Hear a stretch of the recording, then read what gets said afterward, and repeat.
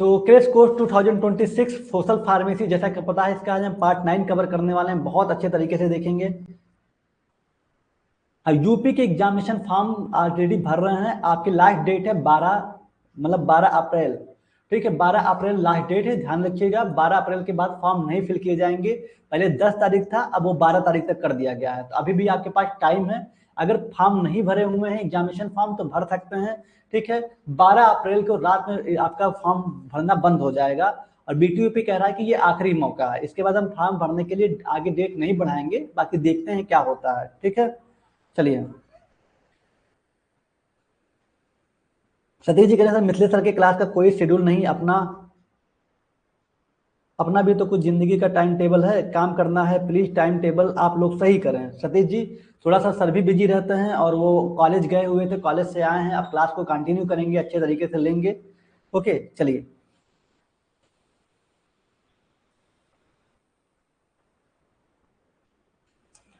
Okay, हम बात करेंगे सर से बिल्कुल बात करेंगे साई जी। बिल्कुल सर से बात करेंगे, जो टाइम चेंज हो रहा है उसको रिगार्डिंग आपको काफी हो सकता है कि आप शेड्यूल बनाए होंगे, दिक्कत हो रहा होगा। चलिए हम बात करेंगे सर से। तो सर बोले थे इसको कंटिन्यू करेंगे रेगुलर टाइम के अकॉर्डिंग, और सर उसको करेंगे भी, लेकिन बस कॉलेज वगैरह भी देखना सारी चीजें की वजह से। खैर हम बात करेंगे सर से। सोशल फार्मेसी की बात करें, पार्ट 9 आज कवर करने वाले हैं। कल क्या देखे थे, कल बहुत अच्छे तरीके से जो आपके डाउट थे, ठीक है, वो भी क्लियर कर दिए थे हम बहुत अच्छे तरीके से। जो कल का क्वेश्चन हमारा था, कल का क्वेश्चन क्या था, हाँ, right about positive agent symptoms transmission and prevention of typhoid fever and chicken pox fever. मतलब टाइफाइड बुखार के बारे में और चेचक के बारे में, उसके कारण क्या है, उसके लक्षण क्या है, कैसे फैलता है और कैसे रोकथाम लगाया जाए, ये सारी चीजें कल बहुत अच्छे से देखे थे। ठीक है, जैसे टाइफाइड की बात करें तो उसके क्या कारण हैं, जैसे साल्मोनेला टाइफाई बैक्टीरिया की वजह से होता है। बहुत बेसिक बेसिक चीजें, सारी चीजें पढ़े थे। और यही चीज जो कह रहे थे इंग्लिश में नहीं है सर, तो इसको इंग्लिश में भी हम उसमें ऐड कर दिए थे। पीडीएफ में आपके नोट्स में हम इंग्लिश में ऐड कर दिए थे अच्छे तरीके से। उसके बाद जो प्रिवेंशन नहीं था, कैसे रोकथाम लगाया जाए, उसको भी हम यहाँ पे ऐड कर दिए थे, और भी बहुत इजी लैंग्वेज में। ठीक है, तो इस प्रिवेंशन को याद करके आप इसको अच्छे से प्रैक्टिस कर सकते हैं। ऐसे ही हम बात किए थे किसका, चिकन पॉक्स, चेचक का। चेचक के बारे में बहुत अच्छे तरीके से बताया गया था, इसका भी प्रिवेंशन हम ऐड कर दिए थे, किस तरह से आपको लिखना है।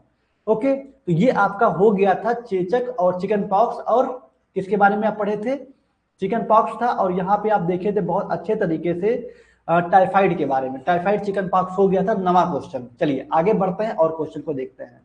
ये हम कंप्लीट कर चुके हैं, इसको अच्छे से प्रैक्टिस कर लीजिएगा, याद कर लीजिएगा, बहुत ही ज्यादा इंपॉर्टेंट है वहां तक का। ठीक, चलिए। तो आज 9th में हम देखेंगे टॉप 20 क्वेश्चन सीरीज चल रहा है, और टॉप 20 क्वेश्चन सीरीज में आज नवा क्वेश्चन उठाएंगे। सॉरी, 9 क्वेश्चन हमारा कंप्लीट हो चुका है। ठीक है, इसलिए ग्रीन कलर का है। Positive agent symptoms transmission and prevention of typhoid fever और चिकन पॉक्स फीवर। टाइफाइड बुखार और चिकन पॉक्स, चेचक बुखार का उसका कारण, उसका लक्षण, कैसे फैलता है, कैसे रोका जाए, सब कुछ देख चुके हैं। उम्मीद करते हैं 9 क्वेश्चन तक का आप सभी का कंप्लीट हो चुका होगा सोशल फार्मेसी। फिर भी अगर 100% नहीं तो 60% तो हो ही गया होगा।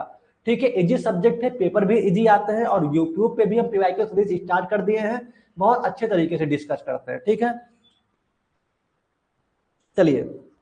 बीटीयूपी का एग्जाम डेट अभी फिक्स नहीं है। बीटीयूपी का एग्जाम डेट अगर 15 से 20 अप्रैल तक का कोई नोटिस आ जाता है शेड्यूल का, तब तो एग्जाम फर्स्ट वीक में आप मई में होंगे, और नहीं आता है तो 15 मई के बाद होंगे। ठीक है, तब बेफिक्र रहिए, एग्जाम को भी साइड में करिए। मई में एग्जाम होना है, चाहे स्टार्टिंग में या लास्ट में। 15 अप्रैल से 20 अप्रैल तक के बीच में अगर कोई नोटिस आएगा, उसी हिसाब से देखा जाएगा। ठीक है, चलिए। 10वां क्वेश्चन क्या कह रहा है, 9 क्वेश्चन तक हो गया, 10वां क्वेश्चन क्या कह रहा है देखते हैं। Right about positive agent. देखिए यहाँ पे किसी ने बहुत अच्छा कहा है कि सर मोनोसेफ क्या है, Monocef FB injection. Ashok Kumar Gautam ji कह रहे हैं मोनोसेफ इंजेक्शन। तो आप उसमें प्रिवेंशन में इस चीज को मेंशन कर सकते हैं। ठीक है, आप मेडिसिन के बारे में भी बता सकते हैं, कोई दिक्कत नहीं, वो भी सही है। ओके, चलिए। तो write about positive agent symptoms transmission and prevention and treatment of AIDS. ठीक है, ये अलग से बताया जा रहा है, ध्यान रखिएगा। अभी आप टाइफाइड के बारे में देखिए, और किसके बारे में देखे थे, चेचक के बारे में, मतलब चिकन पॉक्स के बारे में देखिए। अब आपको बताना ये एड्स क्या होता है, एड्स का कारण क्या होता है, इसके लक्षण क्या होते हैं, इसके ट्रांसमिशन कैसे फैलता है, और इसे कैसे रोका जाए, इसका उपचार क्या है। ठीक है, क्या क्या देखेंगे आप, एड्स का कारण क्या होता है, इसके लक्ष्य देखिए, इसके अलावा भी एक्स्ट्रा चीजें आपको बताते हैं, एपिडेमियोलॉजी में आपको सोर्स ऑफ इन्फेक्शन भी बताते हैं जो कि इसमें है नहीं, लेकिन फिर भी आप एक्स्ट्रा पढ़ के जाते हैं कि थोड़ा अच्छा लगे और कई पॉइंट को आप समझ सकें। इंक्यूबेशन पीरियड नहीं पूछ रहा है, लेकिन फिर भी आप उसको बताएंगे जिससे थोड़ा आपको आइडिया रहे। तो कॉजेटिव एजेंट मतलब उसका कारण, उसके लक्षण, सिम्टम्स, ट्रांसमिशन कैसे फैल रहा है, प्रिवेंशन कैसे रोकथाम लगाया जाए, और कैसे उसका उपचार होगा, किसका, एड्स का। तो चलिए बहुत अच्छे तरीके से एड्स के बारे में हम पढ़ते हैं, ठीक है। चलिए, तो एड्स का मतलब क्या होता है, एड्स का फुल फॉर्म क्या है, ध्यान दीजिएगा, यहां से है एक्वायर्ड इम्यून डिफिशिएंसी सिंड्रोम, ठीक है, acquired immune deficiency syndrome. AIDS का क्या फुल फॉर्म है, एक्वायर्ड इम्यून डिफिशिएंसी सिंड्रोम, ठीक है। It is caused by HIV, ये एचआईवी वायरस के कारण होता है। एड्स का फुल फॉर्म होता है एक्वायर्ड इम्यून डिफिशिएंसी सिंड्रोम, याद रखिएगा, बहुत इंपॉर्टेंट है, एक्वायर्ड इम्यून डिफिशिएंसी सिंड्रोम। एक मिनट।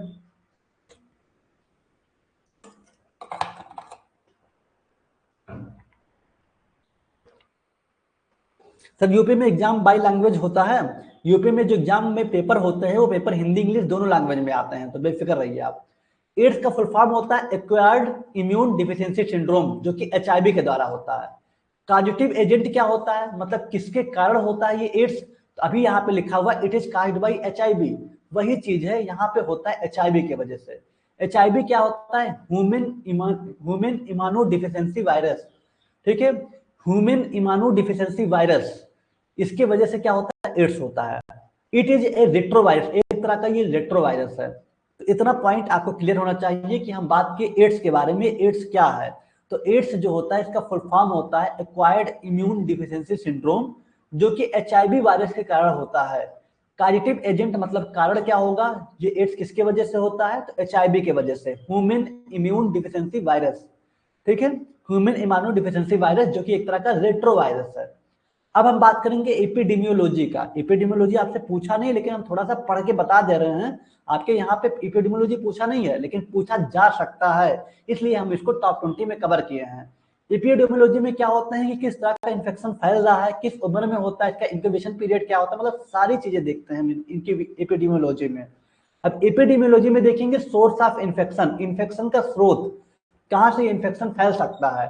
तो केस या कैरियर, केस या कैरियर इसका मतलब क्या हुआ, रोगी या वाहक, एक तो वो पेशेंट जो तो ऑलरेडी इन्फेक्टेड है उसके द्वारा फैल सकता है, या तो जो जो इन्फेक्टेड तो है लेकिन उसके लक्षण दिखाई नहीं दिए हैं, ठीक है, एक ऐसा व्यक्ति जिसके अंदर एचआईवी वायरस तो है लेकिन हमें पता नहीं चल पा रहा है, तो बीमारी इससे कहीं ना कहीं दूसरे में फैल सकता है, या तो जो रोगी है, जो पेशेंट है, उससे फैल सकता है।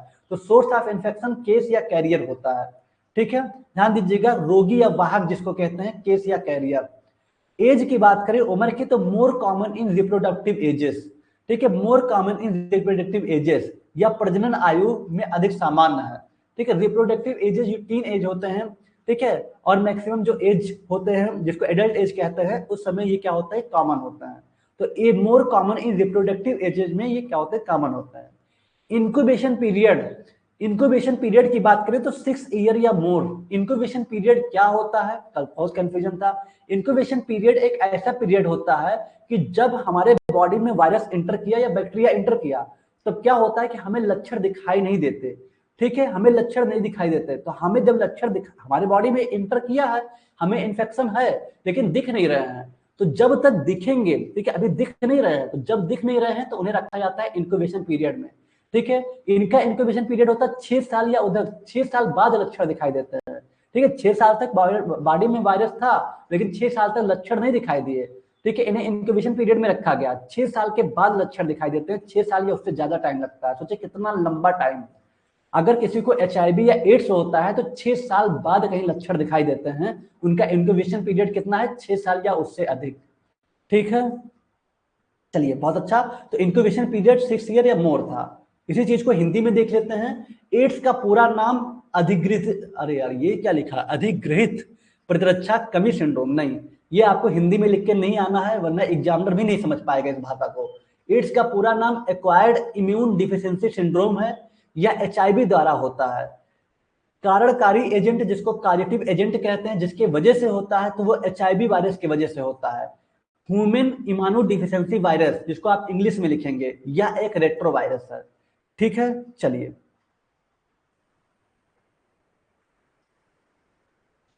चलिए, बहुत अच्छी बात है, आगे बढ़ते हैं।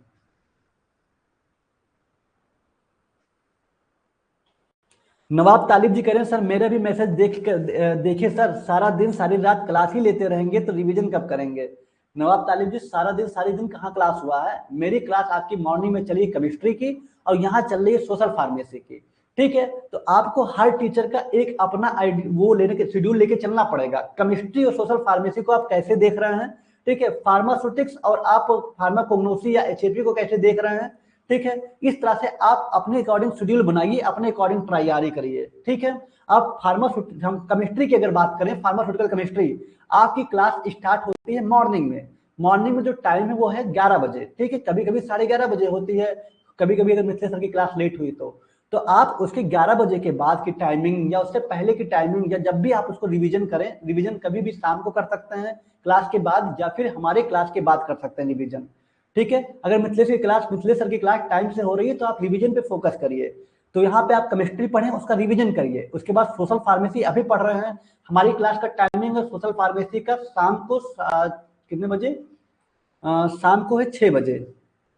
ठीक है, सॉरी, शाम को है 5 बजे से क्लास चलती है, 5 से 6 बजे उनकी, 6:30 बजे, 6:30 बजे टाइमिंग है, 6:30 बजे टाइमिंग है सोशल फार्मेसी का। तो आप 6 बजे फ्री रहते हैं, 6 बजे से आप यहाँ पे रिवीजन करिए। अगर मिथिलेश सर की क्लास टाइम से चलती है तो वह है कि कोशिश यही रहेगा कि सर की क्लास टाइम से चले। ठीक है, चलिए, तो यहाँ पे देखिए क्या लिखा हुआ, एड्स का पूरा नाम एक्वायर्ड इम्यून डिफिशियंसी सिंड्रोम है।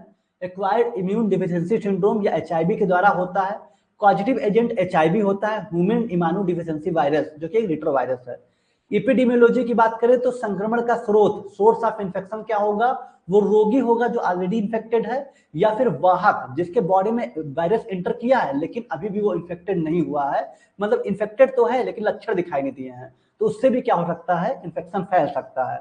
आयु की बात करें तो यह प्रजनन आयु, रिप्रोडक्टिव एज में अधिक सामान्य होते हैं। इंक्यूबेशन पीरियड की बात करें कि लक्षण कब तक नहीं दिखते हैं, तो 6 वर्ष लग जाते हैं या उससे अधिक टाइम लग जाते हैं लक्षण दिखने में। उससे पहले हमारे बॉडी में वायरस तो होता है, ठीक है, लेकिन दिखाई नहीं देते। ठीक है, चलिए, मोड ऑफ ट्रांसमिशन की बात करें कि फैलता कैसे है, तो सेक्सुअल कांटेक्ट में आने से, सेक्सुअल कांटेक्ट में आने से, ब्लड का ट्रांसमिशन होने से, शेयरिंग ऑफ इन्फेक्शन निडल, जो निडल्स होते हैं, इंजेक्शन लगते हैं, उसको शेयर करने से, या वर्टिकल ट्रांसमिशन से, मतलब संक्रमण का मार्ग बताया जाए तो यौन संपर्क मतलब सेक्सुअल कांटेक्ट, ब्लड का ट्रांसमिशन रक्त संक्रमण से होता है, संक्रमित सुइयों का साझा करने से, शेयरिंग ऑफ इन्फेक्टेड नीडल्स, या फिर ऊर्ध्वाधिकार संचरण, वर्टिकल ट्रांसमिशन। ठीक है, तो यहाँ पे कई तरीके हैं। वर्टिकल ट्रांसमिशन को आप कट कर दिए, जो इजी हो उसी को पढ़िए। यौन संपर्क, रक्त संक्रमण और संक्रमित सुइयों का साझा करना, ये क्या होता है, मोड ऑफ ट्रांसमिशन, संक्रमण का मार्ग। ठीक है, ध्यान दीजिएगा।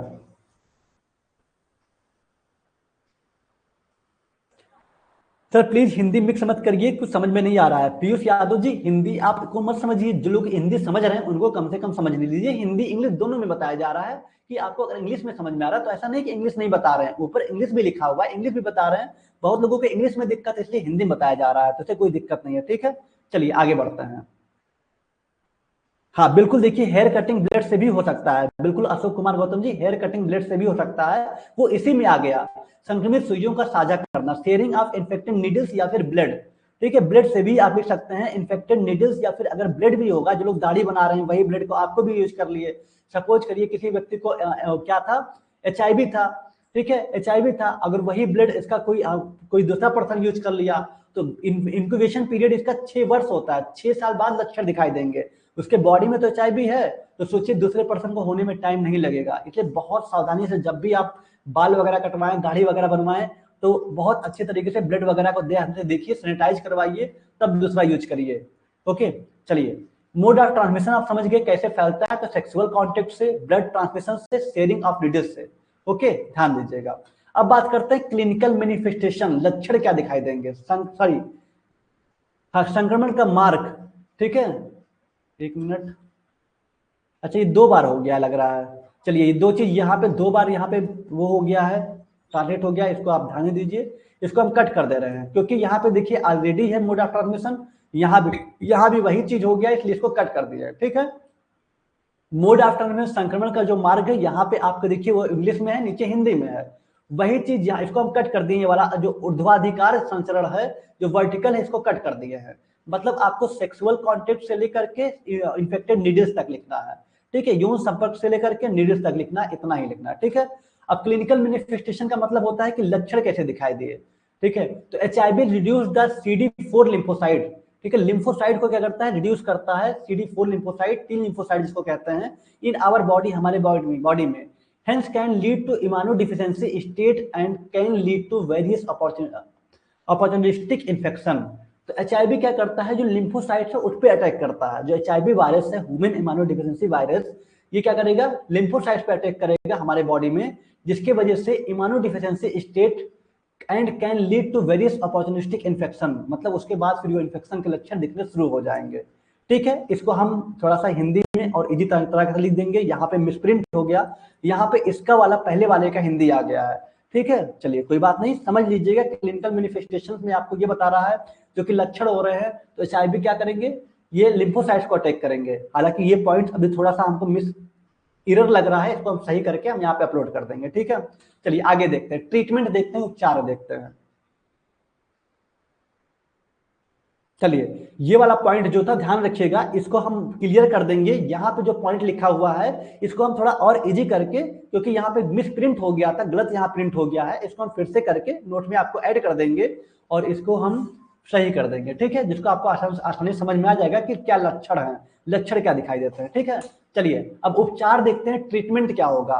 तो ट्रीट पेशेंट विद ART। हालांकि कोई देखा जाए इसका कोई अभी परमानेंट ट्रीटमेंट नहीं आया है, इसका कोई परमानेंट उपचार नहीं आया है, लेकिन फिर भी कह सकते हैं कि ART एंटी रेट्रोवायरल थेरेपी से उसको रोका जा सकता है। ठीक है, treat patient with ART anti retroviral therapy से इसे रोका जा सकता है।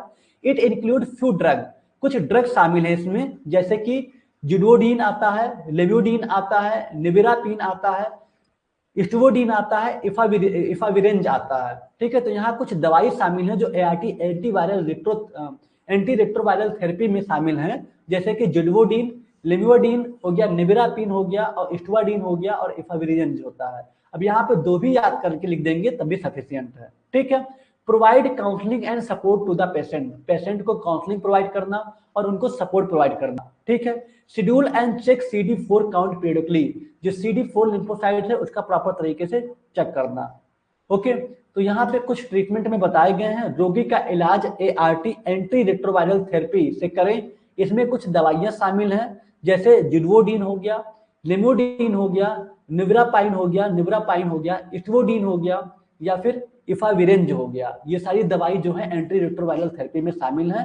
रोगी को काउंसलिंग और समर्थन प्रदान करें। काउंसलिंग का मतलब उससे बातें करें, उसके पुरानी हिस्ट्री को देखें, उससे जानकारी करें, दवा कब खाया था, CD4 काउंट की नियमित जांच और निगरानी करें। ओके, तो यही तरीका है इसके उपचार का, इसका कोई परमानेंट उपचार नहीं है। चलिए आगे बढ़ते हैं। ओके, यहाँ पे देखिए CD4 जो लिम्फोसाइट्स की बात हो रहा है, CD4 लिम्फोसाइट्स आप पढ़ेंगे, लिम्फोसाइट WBC होता है, व्हाइट ब्लड सेल्स। ठीक है, जो कि हमारे बॉडी में एज इम्यूनिटी, ठीक है, इम्यूनिटी होता है, इन्फेक्शन से लड़ता है। अगर लिम्फोसाइट्स को भी कोई अटैक कर दे, कोई ऐसी वायरस जो लिम्फोसाइट पे अटैक कर दे, तो वहां पे जब लिम्फोसाइट डैमेज हो जाएगा तो इम्यूनिटी क्या करेगा, एंटीबॉडीज जो हमारे बॉडी में, वो लड़ नहीं पाएगा इन्फेक्शन से। ठीक है, तो उसी में से एक होता है CD4, जो कि क्या करता है, एचआईवी जो वायरस होता है इसी को कम करने लगता है, जिससे हमारा बॉडी उस लायक नहीं हो पाता कि कोई भी इन्फेक्शन से लड़ सके। ठीक है, तो यहाँ पे schedule and check CD4 count को भी प्रॉपर तरीके से चेक करते रहे कि क्या इसका रेशियो रहा है, कितना कम किया है। एंटी रेट्रोवायरल थेरेपी से इसे कुछ हद तक कंट्रोल किया जा सकता है। ठीक है, चलिए अब प्रिवेंशन की बात करें, इसे रोकथाम कैसे लगाया जाए। प्रिवेंशन की बात करें तो safe sexual practice, use condoms currently every time during sex. ठीक है, सेक्स के दौरान हर बार कंडोम का सही तरीके से इस्तेमाल करें। अवॉइड मल्टीपल सेक्सुअल पार्टनर, एक से ज्यादा सेक्स पार्टनर से बचें। Get tested regularly with your partner, अपने पार्टनर के साथ रेगुलर टेस्ट करवाएं। दूसरा है blood safety, avoid sharing needles या सिरिंज, सुई या सिरिंज शेयर करने से बचें, तो ये कुछ प्रिवेंशन है जिसको आपको ध्यान देना है। ठीक है, बस यही इतना लिखना था आपको किसमें, HIV एड्स के बारे में। ठीक है, समझ में आया? तो कोई बहुत टफ नहीं था, बेसिक चीज था। ठीक है, चलिए एक बार फिर सरसरी निगाह से देख लेते हैं एड्स क्या होता है, इसका कॉजेटिव एजेंट, सिम्टम्स और जो क्लिनिकल मैनिफेस्टेशन उसको हम फिर से अपलोड कर देंगे, थोड़ा सा मिसप्रिंट हो गया है, बाकी चीजें तो सही है।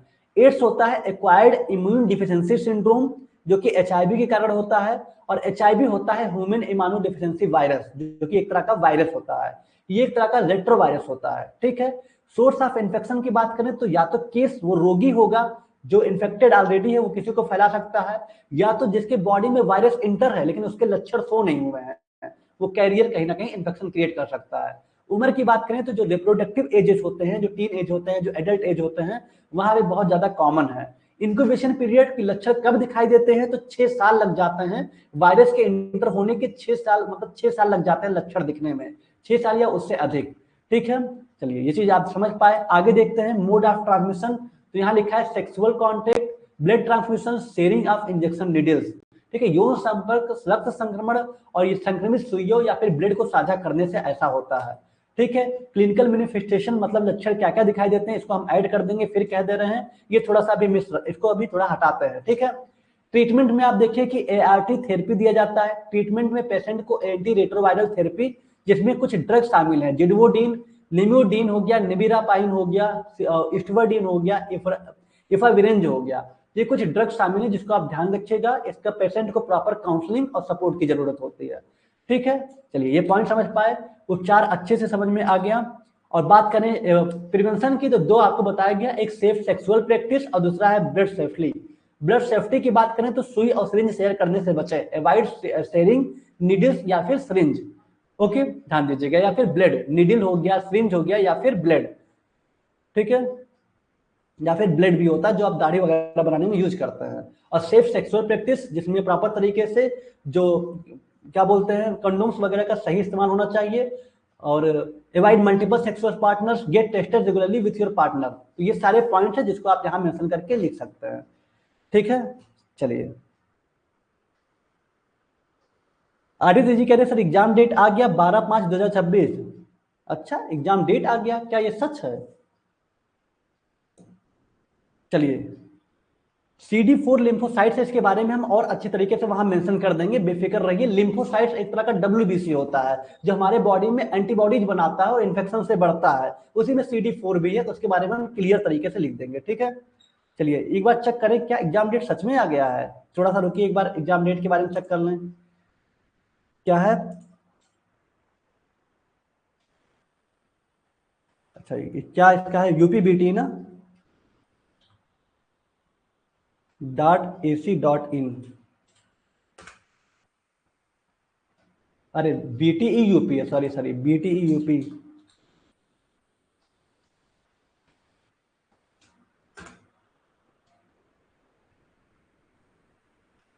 एक बार चेक कर लिया जाए क्या एग्जाम डेट सच में आ गया है। फिर जाइए, थोड़ा सा टाइम लगेगा बस।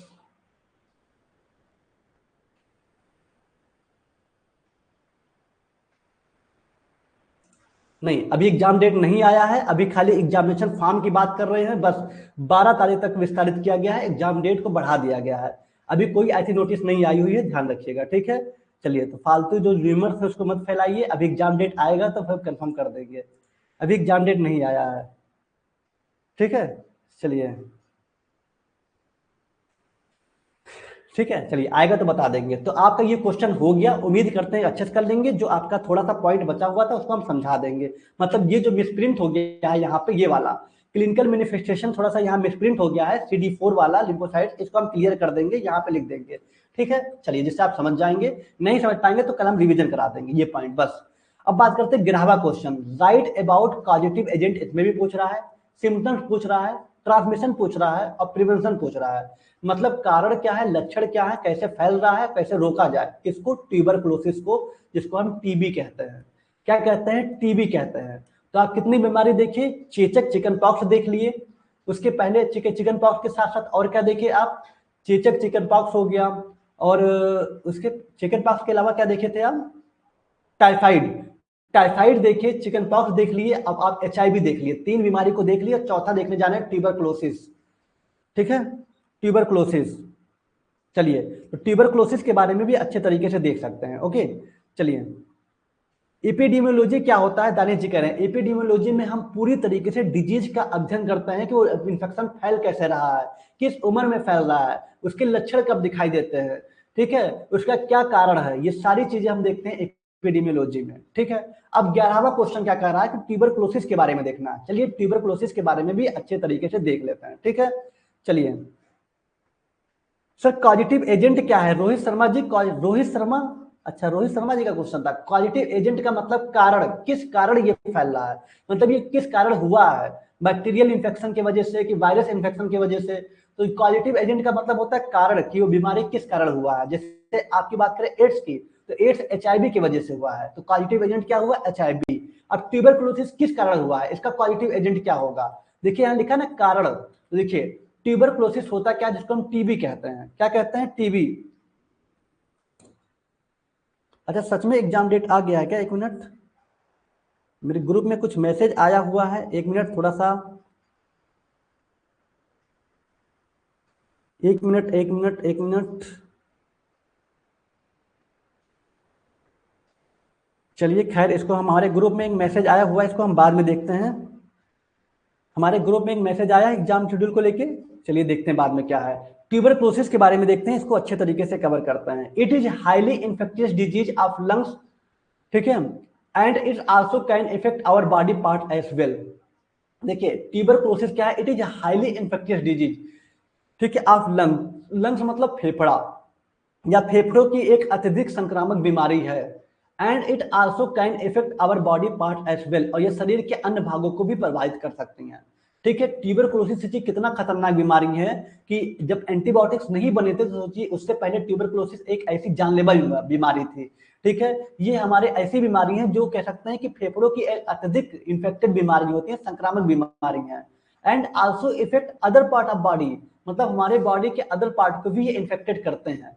इसका कॉजेटिव एजेंट किस कारण होता है, तो एक बैक्टीरिया के वजह से होता है, एक बैक्टीरिया की वजह से होता है, जिसका नाम क्या है, माइकोबैक्टीरियम ट्यूबरकुलोसिस। ठीक है, ट्यूबरकुलोसिस का पॉजिटिव एजेंट क्या है, माइकोबैक्टीरियम ट्यूबरकुलोसिस। एड्स का पॉजिटिव एजेंट क्या है, एचआईवी होता है। ठीक है, चलिए बेसिक बेसिक चीजें जानते रहिए आप। तो पॉजिटिव एजेंट होता है Mycobacterium tuberculosis. Mycobacterium tuberculosis bacteria की वजह से टीबी होता है। टीबी एक इस तरह का बीमारी है जो हमारे फेफड़ों में अधिक कह सकते हैं संक्रमित करता है। It is highly infectious disease होता है, हाईली कह सकते हैं संक्रामक बीमारी होता है हमारे फेफड़ों में, और ये हमारे पूरे बॉडी को क्या करता है, इन्फेक्टेड करता है। ठीक है, चलिए अब एपिडेमियोलॉजी की बात करें कि भैया कैसे फैल रहा है इन्फेक्शन, इसका स्रोत क्या है, कितने उम्र, किस उम्र को फैल रहा है, इनका इंक्यूबेशन पीरियड कब लक्षण दिखाई देते हैं, उसके बारे में देख लेते हैं। तो सोर्स ऑफ इन्फेक्शन क्या है, ह्यूमन सोर्स है, ठीक है, मतलब हम लोग से फैल सकता है। बोवाइन सोर्स होते हैं, बोवाइन का मतलब होता है जानवरों से, पशु से, ठीक है, उससे हो सकते हैं। जैसे देखिए संक्रमित दूध या दूध उत्पाद पशु स्रोत जो होते हैं, ठीक है, पशु स्रोत जो होते हैं, जैसे संक्रमित दूध मान लीजिए कोई है, या फिर दूध उत्पाद से, डेयरी प्रोडक्ट से फैल सकते हैं। इन्फेक्टेड मिल्क या मिल्क प्रोडक्ट, ठीक है, वही आ गए। ओके, तो एपिडेमियोलॉजी में हम ये देखें सोर्स ऑफ इन्फेक्शन की, कैसे ये संक्रमण का स्रोत क्या है, संक्रमण का स्रोत क्या है। तो ह्यूमन सोर्स, जो इन्फेक्टेड पर्सन है वो उससे फैल सकते हैं, या फिर बोवाइन सोर्स, मतलब कि जो पशु के स्रोत हैं, जैसे दूध हो गया, संक्रमित दूध या दूध उत्पाद से फैल सकते हैं। ठीक है, ध्यान रखिएगा। आगे की बात करें, एज की बात करें, तो 15 से 54 ईयर ओल्ड, 15 से 54 year old, it this age it is more common but it can occur in any age. ठीक है, ये 15 से 54 साल के एज में देखा गया है। 15 से 54 वर्ष की आयु में अधिक सामान्य है, लेकिन यह किसी भी आयु में हो सकता है। ठीक है, 15 से 54 साल मतलब 15 से 54 ईयर एज ओल्ड, मतलब देखा गया अधिक सामान्य होता है। It is this age it is more common, मतलब ये जो एज बताया गया है 15 से 54, ये मोर कॉमन एज है, but age can occur in any age, लेकिन किसी भी एज में हो सकता है। इतना पॉइंट समझ में आया।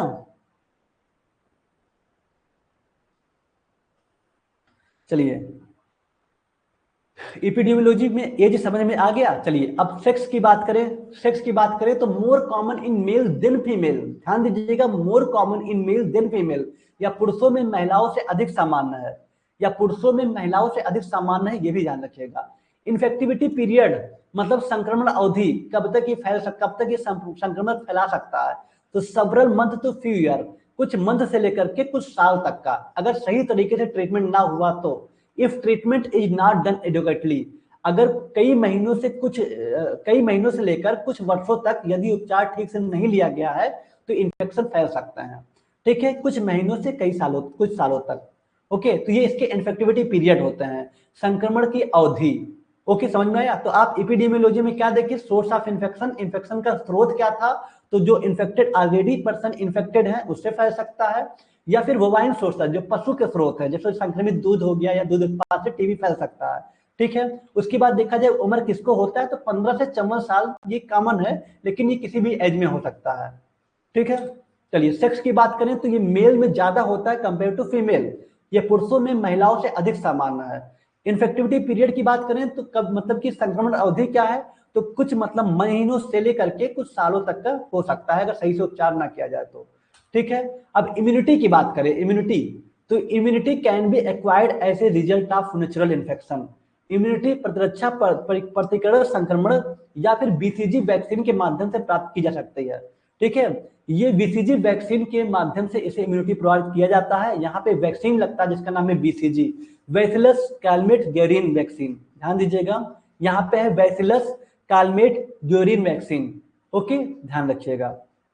बीसीजी वैक्सीन, यहाँ पे दो साइंटिस्ट के यहाँ पे नेम लिखे हुए हैं, अपने नाम पे इन्होंने वैक्सीन लाया, बैसिलस कैलमेट ग्यूरिन वैक्सीन, जो कि टीबी के लिए होता है, ध्यान रखिएगा। और बीसीजी टीबी के इन्फेक्शन में कौन सी वैक्सीन दी जाती है, तो बीसीजी याद रखिएगा। ठीक है, चलिए अब बात करें मोड ऑफ ट्रांसमिशन, कैसे फैलता है, संक्रमण का मार्ग क्या है, तो ड्रॉपलेट इन्फेक्शन, कोई अगर छींक दे रहा है तो जाहिर सी बात है फैल सकता है।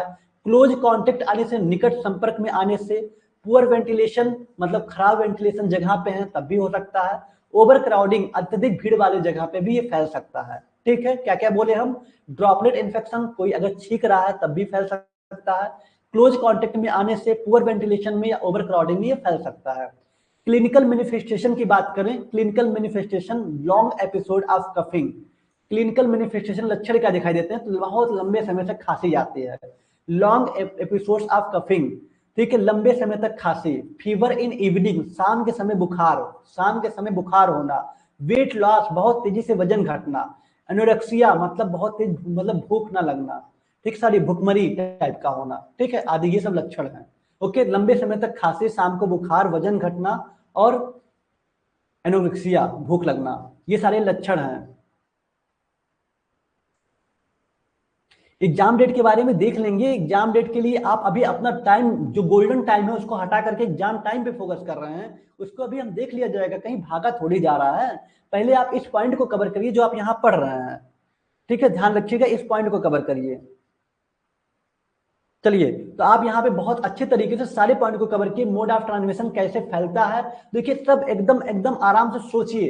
ठीक है, आप पढ़ किसके बारे में रहे, टीबी के बारे में पढ़ रहे हैं। टीबी कैसा बीमारी है, एक हमारे फेफड़ों में इंफेक्शन, मतलब हमारे लंग्स में इंफेक्शन होता है, इस तरह का बीमारी है जो कि बैक्टीरिया के द्वारा होता है। कौन से बैक्टीरिया, माइकोबैक्टीरियम ट्यूबरकुलोसिस। ठीक है, माइकोबैक्टीरियम ट्यूबरकुलोसिस याद कर लीजिए, इसी बैक्टीरिया के द्वारा होता है टीबी। अब यहाँ पे किसकी वजह से होता है, माइकोबैक्टीरियम ट्यूबरकुलोसिस, तो कॉजेटिव एजेंट क्या हुआ, माइकोबैक्टीरियम ट्यूबरकुलोसिस हुआ। ठीक है, एक तरह का बहुत संक्रामक बीमारी है और यह हमारे शरीर के सभी भागों में हो सकता है, अलग अलग भागों में हो सकता है। ठीक है, सोर्स ऑफ इन्फेक्शन, तो जाहिर सी बात है जो ह्यूमन जिसको हुआ होगा पहले से वही तो इन्फेक्शन फैला सकता है, या फिर जो संक्रमित स्रोत है, पशु, मतलब पशु वगैरह, जानवर वगैरह, गाय वगैरह हो गए, उनके दूध वगैरह पीने से, संक्रमित दूध पीने से भी हो सकता है। ठीक है, 15 से 54 साल में देखा गया है, और बाकी किसी भी एज में हो सकता है।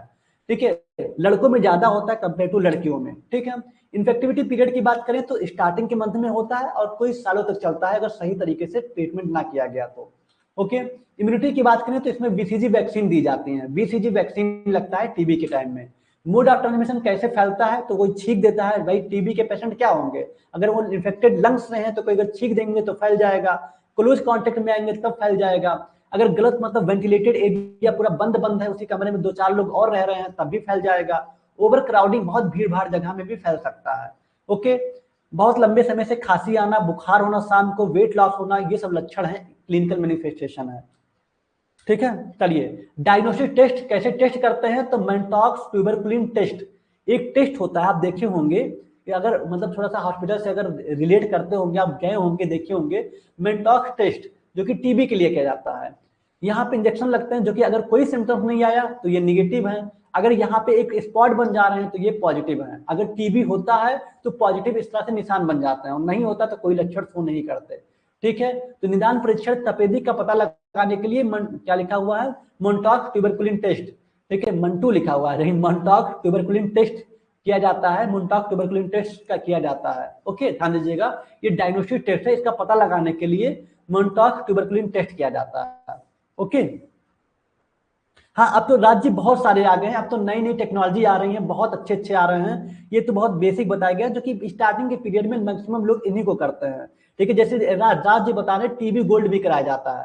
हाँ बिल्कुल, राज्य होता है, लेकिन फिलहाल जो बेसिक देखा जाए स्टार्टिंग के सिचुएशन में मोन्टॉक ट्यूबरकुलिन टेस्ट अभी भी मैक्सिमम हो रहा है। ठीक है, प्रिवेंशन उपचार की बात करें तो बीसीजी वैक्सीन इन चाइल्डहुड, बचपन में ही बीसीजी का टीका लग जाना चाहिए, बचपन में बीसीजी का टीका लगवाएं। Find TB cases early and start treatment quickly, TB के मामलों में जल्दी पता लगाएं और जल्दी इलाज शुरू करें। ठीक है, find TB cases early and treatment quickly, मतलब जल्दी पता लगाएं और जल्दी इसका उपचार करें। Complete full course of TB medicine regularly, भाई इसकी मेडिसिन 6 महीने तक का, ठीक है, साल भर तक का लेना पड़ता है। तो टीबी के दवाओं का पूरा कोर्स रेगुलर लें, 6 महीने तक, अगर डॉक्टर कहें तो 6 महीने तक का मेडिसिन लगातार खाएं। कवर माउथ वाइल कफिंग या स्नीजिंग, खांसते या छींकते समय मुंह को ढक लें। ठीक है, do not spit in over place, खुले जगह पे थूकना से मना किया जाता है, मतलब कि इसको रोकना हो तो खुले जगह पे नहीं थूक, जो इन्फेक्टेड पर्सन है वो खुले जगह पे ना थूके। ठीक है, तो यही सारे तरीके हैं जिससे टीबी को रोका जा सकता है। क्लियर, तो आप बहुत अच्छे तरीके से आज HIV एड्स के बारे में और टीबी के बारे में समझ पाए हैं। क्लियर हो पाया? चलिए,